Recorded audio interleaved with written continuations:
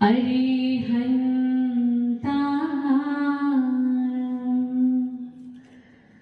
नमो सिद्धारं नमो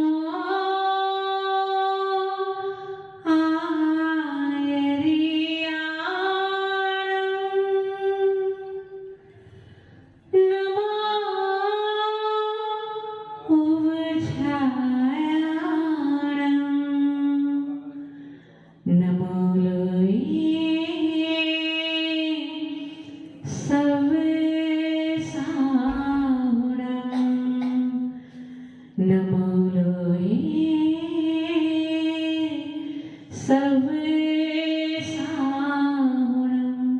बोले पंचमेश की भगवान की परम पूज्य वासुदेव एक स्वामी श्री सागरी महाराज की परम पूज्य तपस्वी सम्राट एक स्वामी समधी सागरी महाराज की परम पूज्य राजसत्ता श्री सुंदर सागर देव की ज्ञान ध्यान तप प्रचार को जो जन्म देती ऐसी जीने वाली माँ को मेरा सब प्रणाम है। ज्ञान ध्यान तप प्रचार को जो जन्म देती ऐसी जीने वाली माँ को मेरा सब प्रणाम है। धीर वीर आवामान जो बनाती ज्योतिर्मान ऐसी जीने देव की प्रिया को सब प्रणाम है। मान सम्मान करे ना सिखाती गुरुओं का, मान सम्मान करे ना सिखाती गुरुओं का ऐसी जीने वाली माँ को मेरा सब प्रणाम है। ओंकार रूप और संगमति रूप है जो ऐसी जीने देव की प्रिया को सब प्रणाम है। ऐसी जीने देव की प्रिया को सब प्रणाम है। बोले तो आसम जनवाणी माता की पंचासी नाचर मंत्र एवं समस्त साधुओं के चरणों में कोट से नमन वंदन। बोले समस्त आचार्य संघ की कुछ भाव सजोए थे गुरुदेव के लिए चरणों में निवेदन करना चाहती हूँ। गुरुदेव सुंदर सागर आशीष तेरा बरसे, गुरुदेव सुंदर सागर आशीष तेरा बरसे, आशीष तेरा पाकर मन चंदन सा महके, गुरुदेव सुंदर सागर आशीष तेरा बरसे, गुरुदेव सुंदर सागर आशीष तेरा बरसे। तुमने गुरुवर राह दिखाई है बनके सहारा मुझको, मैं साथ हूँ तेरे डरना किस बात का, दिया भरोसा मुझको तेरे चरणों में अर्पित मेरा रोम रोम ओ गुरुवर, तेरे चरणों में अर्पित मेरा रोम रोम ओ गुरुवर। तू ही पतवार मेरी बनके माझी जैसे, गुरुदेव सुंदर सागर आशीष तेरा बरसे, गुरुदेव सुंदर सागर आशीष तेरा बरसे। सारे जहां भर में मुझको तू लगता है गुरुवर, तू ही सबसे प्यारा, करुणा का झरना झरता ही रहता है जिसके हृदय में न्यारा। तेरे चरणों को छूकर गम के बादल छट जाते, तेरे चरणों को छूकर गम के बादल छट जाते, खुशियों से झूम हर पल मन का मयूर नाचे, गुरुदेव सुंदर सागर आशीष तेरा बरसे, गुरुदेव सुंदर सागर आशीष तेरा बरसे। जन्मे जयंती पर मिलकर के करते हैं हम सब ये दिल से दुआएं,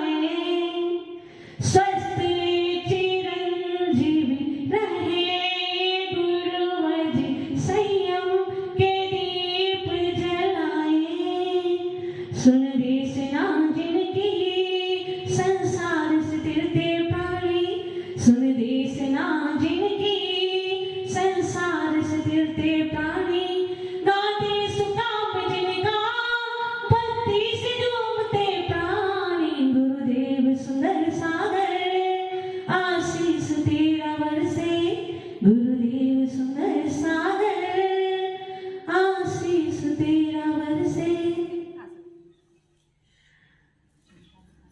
बंधुओं, जो संपत्ति हमें विरासत में मिलती है, उस संपत्ति का भोग करते हुए, उपभोग करते हुए उसका विस्तार करना बहुत आसान है। उस संपत्ति के बल पर एक बड़ा एम्पायर खड़ा कर देना बहुत आसान हुआ करता है, लेकिन जिसे पूर्व की कोई संपत्ति नहीं प्राप्त हुई है, ऐसा कोई व्यक्ति यदि अपने पुरुषार्थ के बल पर एक विशाल साम्राज्य खड़ा कर दे तो ये निश्चित रूप से आश्चर्य की बात है ना? बहुत बड़ा पुरुषार्थ है उसका। ऐसे ही मनोमना हमारे पूज्य गुरुदेव हुए सन 1975 में 9 दिसंबर 1975 में मां सावित्रीबाई और राधे श्याम के घर आंगन में एक ऐसा दीप जला जिसने न स्वयं को प्रज्वलित किया बल्कि अनेक अनेक दीप जला करके इस सारे आभा मंडल को, इस सारे भारत को भी प्रकाशित कर दिया। राधे श्याम जी 4 भाई थे। पैतृक संपत्ति का जब बंटवारा हुआ तो अनाधिकृत चेष्टा के कारण संपत्ति प्राप्त नहीं हो सकी और जो कुछ संपत्ति थी वह इलाज में खर्च हो गई। मां सावित्रीबाई ने कठिन परिश्रम किया, कपड़े सिले और अपने घरवार को चलाया। प्रदीप भी 3 भाई थे, उनकी कोई बहन नहीं थी, लेकिन बहनों से उन्हें बड़ा अनुराग था। पड़ोस में एक बहन रहा करती थी, उसका जब विवाह संस्कार हुआ तो पूरी भातृत्व ने स्नेह के साथ में वो प्रदीप ने उनका विवाह कराया था। ऐसे में बाल प्रदीप शुरू से ही परोपकारी थे। उनके बड़े नाना यानी कि नाना के भाई जो सुगंध लाल जी थे, वह स्वतंत्रता संग्राम में आजाद हुए थे और जब उनका देहावसान हुआ था तो कांग्रेस ने राजकीय सम्मान के साथ उनका संस्कार किया था और आज भी उनके नाम पर पानीपत में एक चौक बना हुआ है। ऐसे राजनीति से भी बिलोंग करने वाले वो बालक प्रदीप धीरे धीरे बढ़ते रहे। मां सावित्री ने कठिन परिश्रम किया और अपने परिवार का पालन पोषण किया। प्रदीप की शुरू से ही भावना थी कि वे जैन स्कूल में पढ़े। यद्यपि जन्म तो उन्होंने कहा लिया था, एक वैष्णव परिवार में जन्म लिया था और मां श्वेतांबर धर्म को मानने वाली थी, लेकिन उनके अंतरंग में पूर्व के संस्कार पड़े हुए थे, इसलिए भावना हुई कि जैन स्कूल में पढ़ना है और उनकी वो भावना पूरी भी हुई।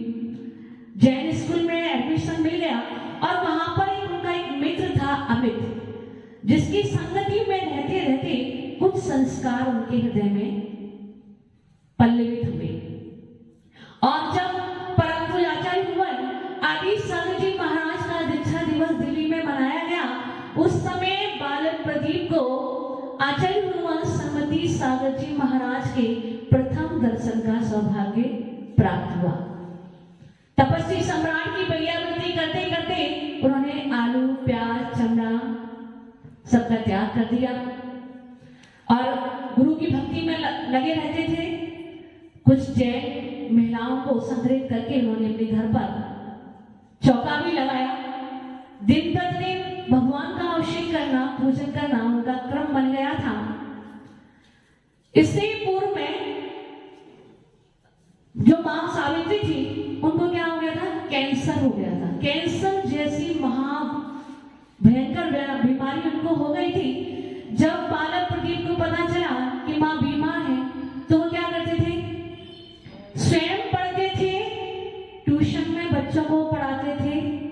बिंदी बनती है बिंदी, वो बिंदियां बनाया करते थे, झंडी बनाया करते थे, झंडा जो फहराते ना, झंडा बनाते थे। इस प्रकार अनेक अनेक प्रयास करते हुए उन्होंने अपनी माँ की सेवा की और उनका इलाज कराया।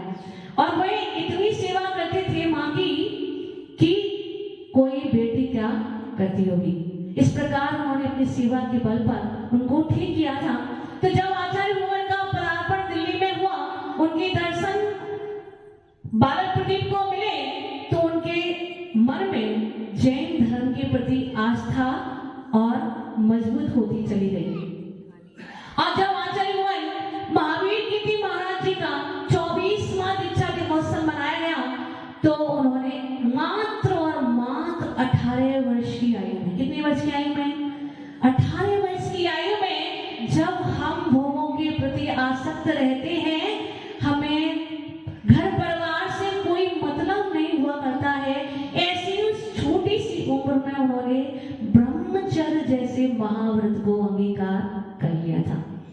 क्योंकि जो प्रदीप थे बहुत परोपकारी थे, सबकी सेवा किया करते थे, इसीलिए सबके प्यारे थे, है ना। पास पड़ोस के भी प्यारे थे, मोहल्ला वालों के भी प्यारे थे और घर परिवार के भी प्यारे थे। इसलिए जब उन्होंने व्रत ले लिया तो उनका घर में विरोध हो। पहले तो उन्होंने किसी को बताया नहीं, आलू का जब त्याग किया था, रात्रि भोजन का जब त्याग किया था तो किसी को पता भी ना चले, इस प्रकार उन्होंने अपनी परिचर्या की। स्वयं भोजन बना लिया करते थे, कभी कभी नहीं बना पाते थे तो भूखे रह जाया करते। मतलब इस प्रकार से उन्होंने अपने व्रतों का पालन किया। और जब घर में पता चला कि ये तो जाने वाला है तो घर में उनका बहुत विरोध हुआ। लेकिन जिसके मन में तीव्र वैराग हुआ करता है उसको कोई रोक सकता है क्या? उसको कोई भी रोक नहीं पाता है। तो जो सबके मन में बसे हुए थे, ऐसे प्रदीप ने सब पारिवारिक जनों के मोहों को त्याग करते हुए बहुत ही कम समय में शिकोहाबाद में 16 जुलाई को 1996 में मुनि दीक्षा ले ली। बहुत छोटे थे उस समय। आप ये इनके फोटो देखेंगे ना तो ऐसे लगेगा ये कितना छोटा सा बालक है। बहुत दुबले भी थे उस समय और बहुत बड़ा विश्वास उन्होंने अपने अंतरंग में जगाया था। छोटी सी आयु में दीक्षा ले ली और तपस्वी सम्राट के कड़े अनुशासन में रहते हुए उन्होंने अपने जीवन के 14 वर्ष पूर्ण किए। पूर्व आचार्य भुवन के सानिध्य में रहते रहते हुए उन्होंने अपने शरीर को, अपने मन को इतना तपा लिया था कि वो बहुत अधिक मजबूत हो गए, दृढ़ हो गए। और 25 जनवरी 1996 में आचार्य भुवन ने अपने कर कमलों से उन्हें आचार्य पद से विभूषित किया। ऐसे धीरे धीरे उनका कारवा बढ़ता गया और जब आचार्य भुवन की समाधि हो गई उसके बाद में हमारे जो पिताजी थे मुनि श्री सुमर सागर जी और हमारे दादाजी सुकल्याण सागर जी महाराज, वो आचार्य श्री के संग में आ गए। तब से हमें आचार्य श्री को अच्छे से जानने का अवसर मिला। और उस समय उनका चतुर्मास हुआ था रतलाम में। हम बोलठान गए थे, बोलठान से रतलाम तक का बिहार हमने कराया था। रतलाम से कुछ दिन पूर्व ही हम गए थे घर पर वापस। तो रतलाम में आचार्य श्री का चतुर्मास हुआ। उस समय जिस धर्मशाला में आचार्य भुवन रुके थे संघ सहित, वो धर्मशाला इतनी प्राचीन थी, इतनी जीर्ण शीर्ण थी कि उसके प्रत्येक कमरे से पानी टपकता था। ऐसे उस धर्मशाला में रहते उन्होंने अपने 4 मास व्यतीत किए और इतनी सी जगह में पूरे टाइम वो बैठे रहते थे। बाकी कमरे में पानी आता था। इस प्रकार से उन्होंने वो चतुर्मास व्यतीत किया। पूर्ण आनंद के साथ चतुर्मास संपन्न हुआ, दीक्षाएं ली। और आचार्य भुवन ने जब वहां से अपने व्रतों को भी प्रारंभ करना शुरू कर दिया था। 5 उपवास प्रारंभ कर दिए थे और जब वहां से बिहार गया तो उस रतलाम में आचार्य भगवान की प्रेरणा से 14 कमरे और एक विशाल हॉल का निर्माण कराया गया, क्योंकि हमारे जो भगवान आचार्य भगवान है वो जीर्णोद्धार में बहुत अधिक रुचि रखते हैं। उन्होंने केवल जीवंत जीवों मतलब जीवंत जो प्राणी हैं उनका ही उद्धार नहीं किया, बल्कि जो हमारे प्राचीन भवन है, मंदिर है, उनका भी जीर्णोद्धार किया। आचार्य भगवान अब तक 43 दीक्षाएं दे चुके। कितनी? 43 दीक्षाएं दे चुके हैं और जो उनका पुराने अपनी जो जन संपत्ति है उसका भी उन्होंने बहुत अधिक सुधार किया। रतलाम के बिहार के बाद आचार्य भगवान जब कोटा में आए तो उन्होंने वहां पर 8 अष्टानिका के उपवास किए। मुनि सुमन सागर जी, सुपार्थ सागर जी और आचार्य भगवान ने वहां पर अष्टानिका के 8 निर्जल उपवास किए। पहुंचे ही थे और तुरंत 8 उपवास शुरू हो गए थे और जब पारना की तो तुरंत बिहार भी हो गया। वहां से चलते चलते भगवान एटा नगर आए। एटा नगर में चतुर्मास किया और वहां का जो पंचायती जैन मंदिर है वो भी बहुत प्राचीन है। पार्श्वनाथ भगवान वहां के मूल नायक भगवान हैं। उस मंदिर में बहुत समय से बहुत कुछ होना चाहिए था, लेकिन कभी किसी साधु ने वहां पर ध्यान नहीं दिया था।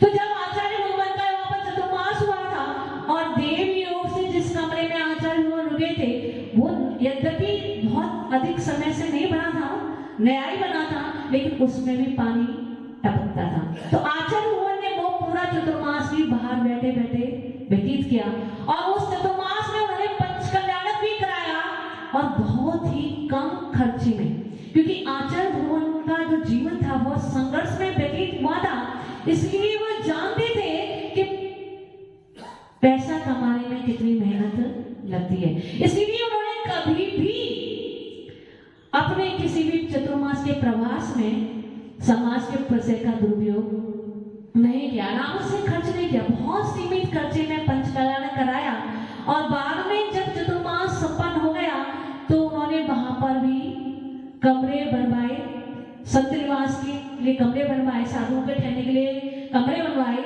जो मंदिर की छतें थी जो टपकने लगती थी उन पर उनका पुणे छत बनवाई, उन पर बड़ा वाला जनरेटर लगवाया और बहुत सारे ऐसे छोटे छोटे कार्य जो बहुत समय से प्रतीक्षा कर रहे थे कि उनको पूर्ण किया जाए, ऐसे सभी कार्यों को आचार्य भगवान ने वहां पर पूर्ण किया और एक व्यवस्थित रूप उस मंदिर को प्रदान किया। वहां से बिहार होने के बाद इटावा नगर में चतुर्मास हुआ। इटावा नगर में भी बहुत कम खर्चे में चतुर्मास संपन्न करते हुए जितना पैसा चतुर्मास का बचा था वो सब वहां के लोगों को सुपुर्द करते हुए आचार्य भगवान बाराबंकी की ओर चले। और जब बाराबंकी में चतुर्मास हुआ उस समय नई कमेटी आई थी, युवा टीम थी, कुछ भी उनको जानकारी नहीं थी और उनके पास मात्र 366 रुपए थे। कितने? 366 रुपए थे। उनको समझ में नहीं आ रहा था कितना बड़ा संघ है, हम कैसे चतुर्मास कराएंगे। चतुर्मास संपन्न हुआ, वहां पर 25 समूह शरण लाकर आचार्य भगवान ने महती प्रभावना की और जब पार्श्वनाथ भगवान का निर्माण आरंभ चढ़ा था उस समय विशाल समय से घर की वहां पर रचना कराई थी और जब वहां से बिहार हुआ आचार्य भगवान का तो इतना पैसा वहां छोड़कर आए कि एक संत निवास का निर्माण वहां आराम से हो जाए, इतना पैसा वो वहां देकर आए। कितने पैसे थे जब आए थे तब? 366 रुपए। वहां से संघ चला लखनऊ और फिर श्रावस्ती पहुंचा। यूं तो श्रावस्ती अपना क्षेत्र है, भगवान संबलनाथ के वहां पर 4 कल्याण हुए हैं, लेकिन फिर भी वह क्षेत्र जैनों के द्वारा कैसा है? जैनों के द्वारा स्मृत नहीं किया जाता है, उसकी उपेक्षा हो रही थी और वहां पर बौद्ध लोगों का बहुत प्रवास रहता है। ऐसे उस श्रावस्ती क्षेत्र पर भी हुआ 25-30 लाख रुपए का वहां पर भी उन्होंने संकलन कराया और वहां पर कार्य प्रारंभ कराया। वहां से चलते चलते बिहार करते हुए बड़ौल पहुंचे। वहां पर भी आचार्य भगवान ने बहुत ही मतलब कम लागत के साथ आनंद के साथ चतुर्मास संपन्न किया। उसके बाद बिहार करते करते करते लोहारिया पहुंचे, जहां पर आचार्य भगवान श्री भरत सागर जी महाराज का एक सपना, जीवंत सपना था, जो बहुत समय से आचार्य भगवान की समाधि हो जाने के बाद देख रहा था कि कोई यहाँ पर आए और उस सपने को पूरा करे। किसी की भी दृष्टि उस ओर जाती नहीं थी। आचार्य भगवान का जब लोहारिया चतुर्मास हुआ तो उन्होंने जैसे लोहारिया नगरी जैसे उनका ही प्रतीक्षा कर रही थी, और जब वो वहां पर पहुंचे तो उन्होंने उसकी भी भूमिका पूरी कर दी। और आज वो पूरा आचार्य भगवान भरत सागर जी महाराज का सपना पूरा तैयार हो चुका है। इस प्रकार से लोहारिया का भी जो प्रवास था वो आचार्य भगवान ने जीर्णोद्धार के नाम किया। उसके बाद लोहारिया से बिहार करते करते करते आचार्य भगवान उदयपुर आए। उदयपुर में जो चतुर्मास हुआ आचार्य भगवान श्री बैरागनंद जी महाराज जी के साथ में हुआ, तो बड़े की अनुकरण करते हुए उन्होंने पूर्व समर्पित होते हुए चतुर्मास किया। उस चतुर्मास में आचार्य भगवान हमेशा बैरागनंद जी महाराज के पीछे उनके अनुज बनकर के रहे और खूब स्वाध्याय में उन्होंने वो चतुर्मास संपन्न किया। उसके बाद जो चतुर्मास हुआ उस समय कोरोना काल आ गया था, तो वो भी चतुर्मास ऐसा ही बीता। उसके बाद में बिहार करते करते हुए कहां पहुंचे? बांसवाड़ा। बांसवाड़ा में भी आचार्य भगवान ने बहुत आनंद के साथ चतुर्मास संपन्न किया, और वहां पर भी उनके आशीर्वाद से आज वह जो पास की भूमि थी वो भी संत निवास के लिए पूरी आवंटित हो चुकी है, मिल चुकी है। वहां पर भी आचार्य भगवान के आशीर्वाद से और प्रेरणा से बहुत ही जल्दी वहां संत निवास का निर्माण होने वाला है।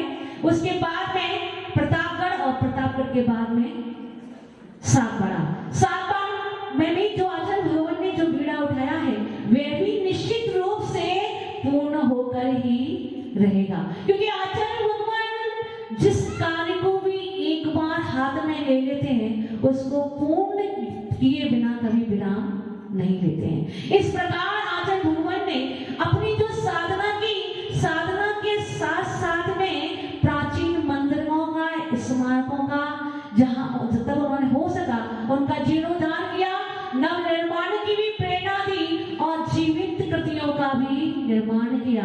आज आप देख रहे हैं जब वो संघ से निकले थे उनके साथ में शेषानंद जी महाराज थे, है ना, और आज ये कितना बड़ा संघ उनका हो चुका है। ये तो केवल आप जो प्रत्यक्ष में देख रहे हैं वही है, इसके अलावा भी न जाने कितने व्रती हैं जो उनकी प्रेरणा लेकर के, उनका आशीर्वाद लेकर के घर में रह रहे हैं और व्रतों का पालन कर रहे हैं। उस पर बहुत से लोग तो ऐसे हैं जो जल्द ही मोक्ष मार्ग पर आगे बढ़ने वाले हैं। ऐसे पूज्य गुरुवार की दृष्टि जिस किसी पर भी पड़ जाती है वह अपना जीवन पावन कर लिया करता है। आचार्य भगवान की एक और विशेषता रही कि उन्होंने अपने छोटे से जीवन में बहुत सारे साधुओं की समाधि भी कराई, और मैंने अपने जीवन में जब से मैं आचार्य भगवान के साथ में हूँ 12 से, तब से ऐसा एक भी चतुर्मास नहीं देखा या ऐसी एक भी समाधि नहीं देखी जो समाधि खराब हुई हो। आचार्य भगवान को जाने कैसे आभास हो जाता है कि साधु की मतलब जो साधु जो है वो समाधि के सन्निकट है। एटा में आचार्य भगवान ने हमारे जो बाबा थे सुकल्याण सागर जी महाराज उनकी समाधि कराई थी, और मुनि से सुसुत सागर महाराज जी की समाधि तो ऐसी हुई बिल्कुल अभूतपूर्व। उनको क्या हो गया था, ऐसा लगने लगा था कि मुझे मोक्ष जाना है। हमेशा क्या करते थे, मुझे मोक्ष जाना है, मोक्ष जाना है, मोक्ष जाना है। ऐसा ही वे मतलब दिन रात ऐसा जपते रहते थे। और जब एक दिन सुबह प्रतिक्रमण चल रहा था और आचार्य भगवान को जैसे आभास सा हो गया था, आचार्य भगवान ने जाकर तुरंत उनको संभाला और उनकी अच्छे से समाधि कराई। कहने का तात्पर्य, और हमारे जो दादा थे वो भी ऐसा कहा करते थे हमसे कि आचार्य भगवान हमारी ऐसी बैया वृत्ति करते हैं, मतलब उनको दीर्घ संस्कार करने में थोड़ी असुविधा हुआ करती थी, परेशानी हुआ करती थी, तो आचार्य भगवान स्वयं अपने हाथों से उनकी उस समस्या का समाधान करते थे। तो वो कहते थे, मुझे लज्जा आती है, शर्म आती है, कोई बेटा अपने पिता की क्या सेवा करता होगा जैसे आचार्य भगवान करते थे। आज हमारे संग में एक सुल्लभ जी थे, उनको भी बहुत भयंकर बीमारी थी, पूरे शरीर से क्या था, श्राप होता था, दुर्गंध भी आती थी, उनकी भी पूरी आचार्य भगवान अपने हाथों से देखभाल करते थे, पट्टी करते थे। तो ऐसी कोई भी सबक हमारे यहाँ ऐसा नहीं रहा जिसकी समाधि हो आचार्य भगवान ने बहुत अच्छे से नहीं कराई है। तो उनके जीवन में बहुत सारी ऐसी बातें हैं जिनको यदि बताया जाए तो आपको मालूम पड़ेगा कि उनका जीवन कितना व्यापक है और उसको वर्णन करना कितना कठिन है। ये तो मैंने आपको बहुत कम बताया है। हमारे संघ की जो बड़ी माता जी हैं, आरिका सुनेमती माता जी, उन्होंने आचार्य भगवान के ऊपर एक पुस्तक लिखी है। यदि आप जब भी वो पुस्तक सामने आएगी और आप उसको पढ़ोगे तो मेरा दावा है कि आपकी आंखों में आंसू आए बिना नहीं रहेंगे। ऐसा उनका विशाल व्यक्तित्व रहा है। हम आचार्य भगवान के जीवन के बारे में बहुत कुछ कम आपको बता पा रहे हैं, लेकिन हम ये कामना करते हैं कि हे भगवान, हमारा पुण्य है जो हमें आप मिले, लेकिन शायद हमारा कुछ दुर्भाग्य भी है कि आप जैसे गुरु को पाकर भी हमारे मन में समर्पण के भक्ति के पुष्प खिल नहीं पा रहे हैं। जैसा समर्पण हम लोगों का होना चाहिए था, वैसा समर्पण आपके चरणों में हमारा नहीं हो पा रहा है। तो आपके चरणों में बैठकर हम यही प्रार्थना करते हैं कि हमें भी सच्चे समर्पण की प्राप्ति हो, हमारी भक्ति के पुष्प भी निरंतर खिलते रहे, वृद्धिगत होते रहे और हमारा यह जीवन संयम में बीते, आपके चरणों में हमारी समाधि मरण हो संयम के साथ में, यही हमारी भावना है। फिर कभी समय मिला तो आप गुरुदेव के बारे में फिर से बताएंगे, आचार्य भगवान को भी सुनना है। बोले परम पूज्य आचार्य से सुंदर सारज गुरुदेव की